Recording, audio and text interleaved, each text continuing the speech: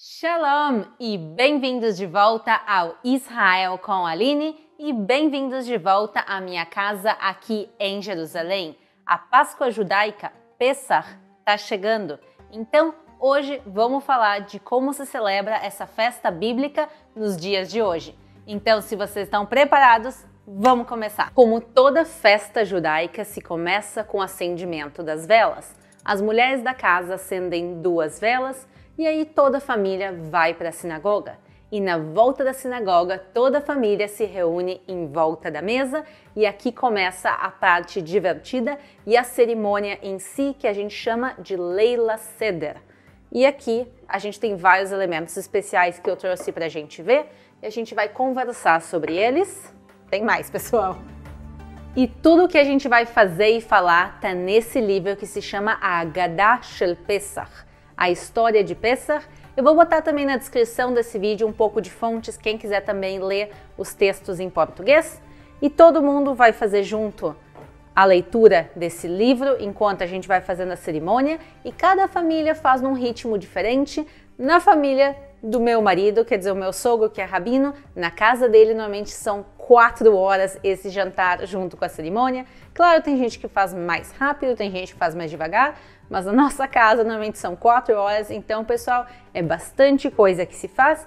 E a primeira delas é o Kiddush, é a reza do vinho. E uma pergunta que eu recebo seguidamente é em relação ao vinho, se é alcoólico ou não. O vinho no judaísmo, pessoal, ele sim é alcoólico nos tempos bíblicos e também nos dias de hoje, mas não obrigatoriamente. Para quem não pode ou quem não quer beber vinho alcoólico, se pode sem problema nenhum fazer suco de uva. Também, pessoal, porque esse é o primeiro dos copos. Durante a leitura da Haggadah se bebem 4 copos de vinho por pessoa, então não é todo mundo que quer ou que pode beber essa quantidade de vinhos.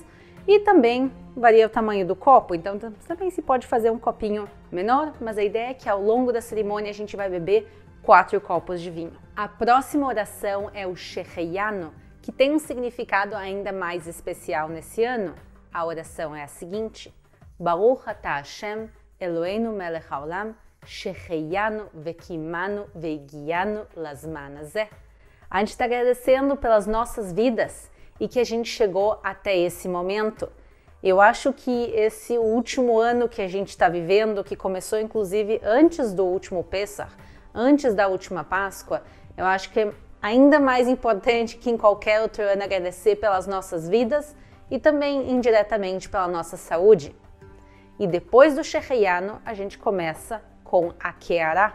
A Keará é esse prato com todos esses elementos e o primeiro que a gente vai pegar é o carapaz, que pode ser diferentes vegetais. Aqui na nossa casa ele é um nabo e a gente pega o carapaz e a gente pega um potinho com água e sal e a gente molha ele na água e no sal. Agora, que coisa estranha é essa água com sal e nabos? O que tem a ver uma coisa com a outra? A água com sal, ela nos lembra as lágrimas e o sofrimento dos nossos antepassados no Egito. E o nabo, na realidade, não tem muito a ver com nada. A ideia do nabo é justamente despertar a curiosidade das crianças. Boa parte do que a gente faz nessa cerimônia é para despertar a curiosidade das crianças. E a próxima música que se canta é o Manishtaná, que quem canta são as crianças menores de casa. Nesse ano a gente não vai ter crianças porque a festa vai ser reduzida, mas da minha maneira desafinada, como é a música. Manishtaná alayla ze mikol aleilot. Esse é o primeiro versículo que se repete várias vezes e quer dizer o que é diferente nessa noite de todas as outras noites. Eu vou colocar aqui do lado também para vocês a letra da música para quem quer ler ela inteira, mas a ideia é contar por que essa noite é diferente de todas as outras noites. Porque todas as noites do ano a gente pode comer pão e pão ázimo. E nessa noite a gente só come ázimo. E por que tudo isso? Porque através das perguntas das crianças elas vão despertar a curiosidade e assim a gente pode contar para elas a história de Pesach. E eu quero contar também para vocês a história de Pessach. A história é a liberdade, é o fim da escravidão do Egito. Por isso, outro nome para Pessach é Hag HaHerut, a festa da liberdade. Agora, o que quer dizer Pessach, Páscoa em hebraico? Pessach quer dizer passar por cima, porque no Egito Deus manda as 10 pragas. E a última praga vai ser a morte dos primogênitos. E o anjo da morte vai passar entre as casas do Egito e entrar dentro das casas dos egípcios e matar os primogênitos.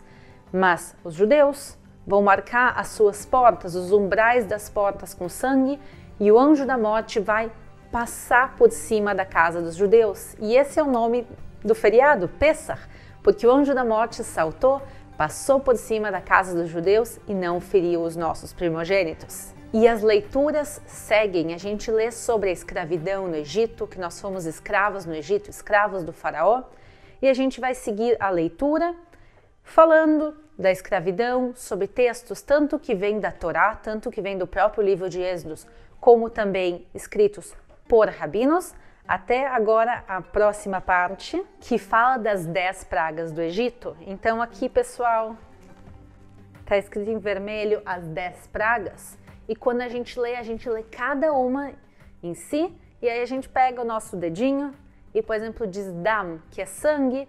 E a gente pega o nosso dedo, coloca no vinho, tira uma gota e coloca num guardanapo, que eu não tenho no momento. Vou botar aqui no cantinho do prato. E assim a gente vai e tira 10 gotas de cada um dos copos, cada um se tira do seu copo.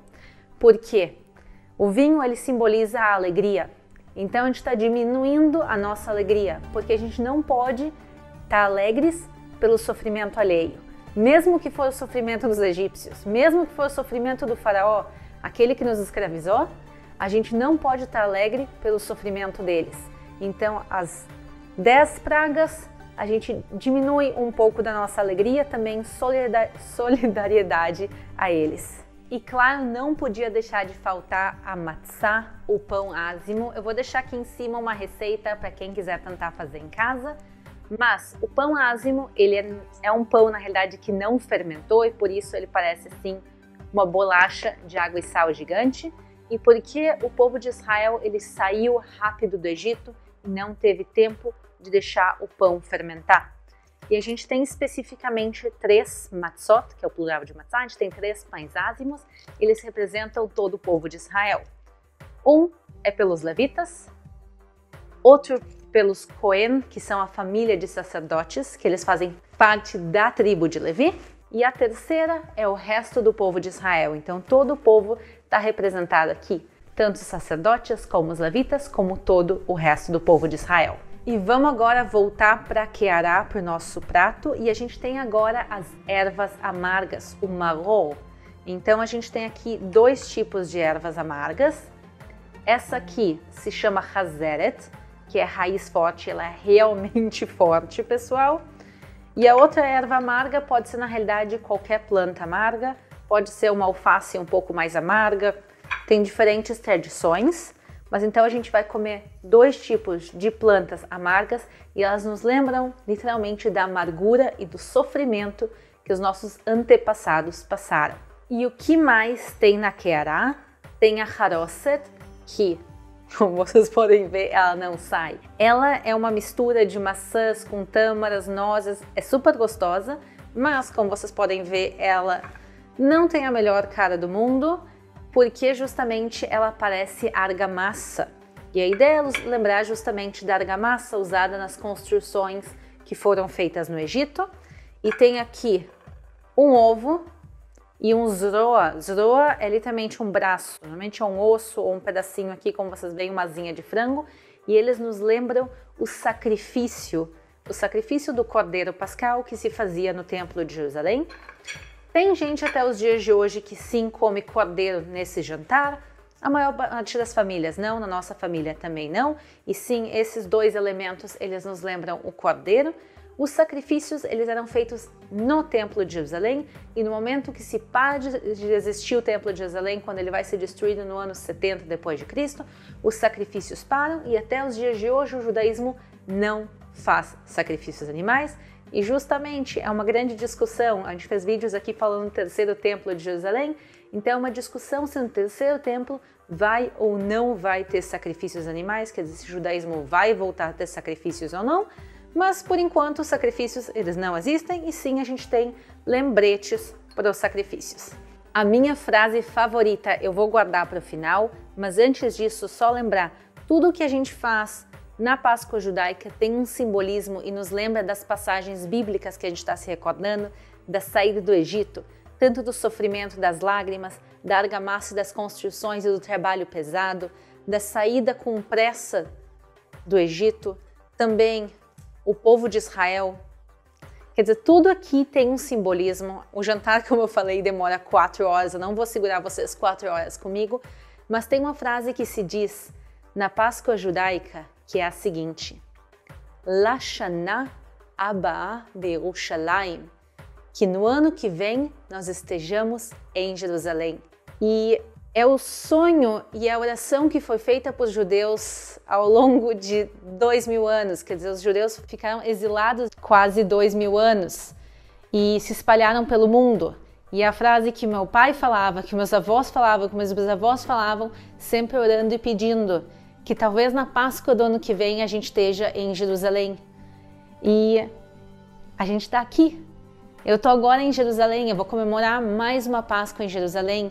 Então, uma oração que foi feita durante gerações, que está se cumprindo, eu acho que tem uma força muito grande e é uma coisa que se diz no mundo todo. Eu desejo também que no ano que vem vocês possam estar em Jerusalém, talvez na Páscoa, talvez em outra data, mas Jerusalém é realmente o coração do povo de Israel, o coração da Bíblia. Ela se passa tantas passagens aqui.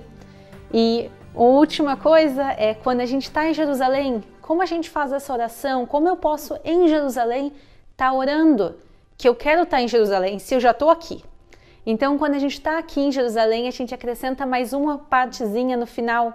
Então, a gente fala Lashana Abaa Be'Yerushalayim, que no ano que vem nós estejamos em Jerusalém, mas a gente fala Yerushalayim Abnuyah, que a gente esteja em Jerusalém reconstruída, que a gente possa voltar até a glória de Jerusalém, da época do Templo de Jerusalém, e que o templo possa ser reconstruído. Então, com isso, eu quero fechar aqui a minha Agadá, fechar o meu livro e desejar a todos vocês uma feliz Páscoa. Páscoa judaica, Páscoa cristã, felizes Páscoas. Quer dizer, que a gente possa ter muita saúde, que a gente possa agradecer pela nossa liberdade, por tantas coisas boas que a gente sim tem. E é isso. Chag Pesach Sameach, uma festa de Páscoa feliz a todo mundo. E a gente se vê na próxima, pessoal.